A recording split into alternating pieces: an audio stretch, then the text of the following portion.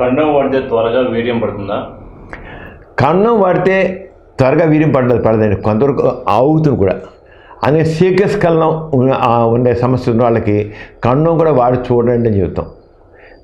ఏం చేద్దంటే మనకి సెక్స్ పరమైన రిఫ్లెక్స్ యాక్షన్స్ కింద నుంచి పైకెడితే పైనుంచి కిందికి వస్తాయి. అంటే మనసులో స్పందించేనుకోండి, ఫ్యాంటసీ వచ్చేనుకోండి, ఒక మనిషిని చూశారు, ఒక అమ్మాయిని చూశారు, చాలా బాగుంది, కావాలి, మంచి పొందాలి అనిపించనుకోండి. అనిపిస్తే ఆ మనసులోంచి వచ్చే పైనుంచి వచ్చే స్పందనలు టక్కు వీరిని పడిపోయి చేస్తాయి. శుక్రకోశాలు నొక్కేస్తాయి, దాన్ని చేసి ముడిచి స్టిమ్యులేట్ చేస్తాయి, ముడుచుకుంటే వీరిని బయటకు వచ్చేస్తుంది.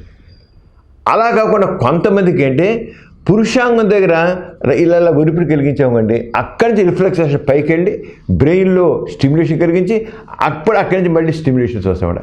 అంటే కింద నుంచి పైకి మళ్ళీ ఇట్ ఈజ్ భయ, కింద నుంచి పైకి వెళ్ళడం స్టిమ్యులేషన్, పైనుంచి మళ్ళీ కిందకి రావడం, అప్పుడు స్టిమ్యులేషన్ అవుతుంది.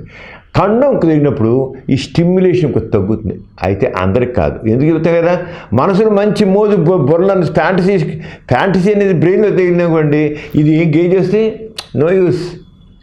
అదే ఆ రిఫ్లెక్స్ యాక్షన్ సెంట్రల్ రిఫ్లెక్సా పెరిఫెరల్ రిఫ్లెక్సా, కింద నుంచి వెళ్ళిందా పైనుంచి వస్తుందా? పైనుంచి వచ్చి వెళ్ళేది మాత్రం కండం నో యూస్. కింద నుంచి వెళ్ళే రిఫ్లెక్స్ అయినట్టుదే మాత్రం అక్కడ మాత్రం కొంత ఆపుతుంది.